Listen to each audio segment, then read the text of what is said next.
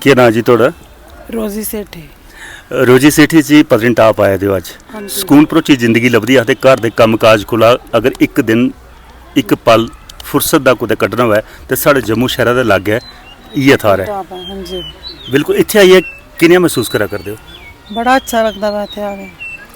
ਉਹ ਜਿਹੜਾ 45 ਡਿਗਰੀ ਦਾ ਟਾਰਚਰ ਹੈ ਜੰਮੂ ਸ਼ਹਿਰ ਦੇ ਵਿੱਚ, ਇੱਥੇ ਆਈਏ ਨਾ ਪੱਖੇ ਦੀ ਲੋੜ ਤੇ ਨਾ ਕਿ ਉਹ ਕੁਦਰਤੀ ਏਸੀ ਲੱਗੇ ਨੇ।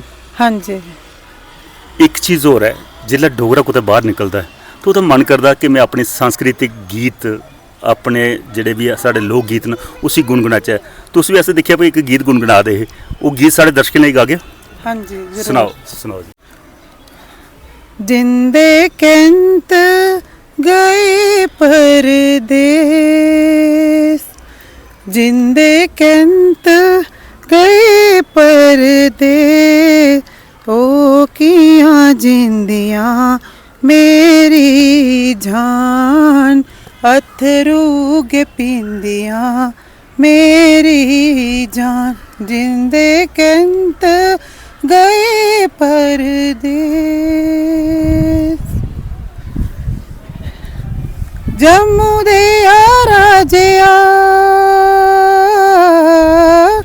ਜੰਮੂ ਦੇ ਆ ਰਾਜਿਆ, ਇਨੇ ਨੌਕਰੇਗੀ ਕਰ ਪੇਸ, ਇਨੇ ਚਾਕਰੇਗੀ ਕਰ ਪੇਸ, गोरी जोड़ा डोलिया मेरी जान, अथरू गे पींदिया मेरी जान, जिंदे कैंत गए परदेस। जब पखेरुआ सब जब पखेरुआ, इस पखेरुएगी नहीं मार, ऐसा जीवना है दिन चार, मुड़ नहीं आवना मेरी जान, अथरू गे पींदिया मेरी जान, जिंदे कैंत गए परदेस।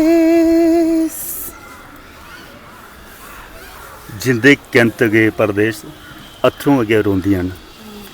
ਪਰ ਪਤਨੀਟਾਪ ਆਓ ਤੇ ਕੰਤ ਕਰਨੇ ਖਾਏ ਹੁੰਦੇ ਨੇ ਤੇ ਪਤਨੀਟਾਪ ਆਉਣ ਨਹੀਂ ਹੁੰਦਾ। ਅੱਜ ਅਥਰੂ ਤੇ ਨਹੀਂ, ਅੱਜ ਖੁਸ਼ੀ ਦੇ ਅਥਰੂ ਹੋਣੇ ਜੇ ਉਹ ਮਨਤੇ ਬਿਲਕੁਲ ਗਾ ਦੇ ਹੁੰਦੇ ਵਾਸਤੇ। ਪਰ ਜਿੰਦੇ ਕੰਤ ਕਰਨੇ ਬੈਠੇ ਦੇ ਉਹ ਸ਼ਰਮਾ ਦੀਆਂ ਨੇ, ਗੀਤ ਖੁੱਲੀਆਂ ਨਹੀਂ ਗਾ ਦੀਆਂ ਨੇ।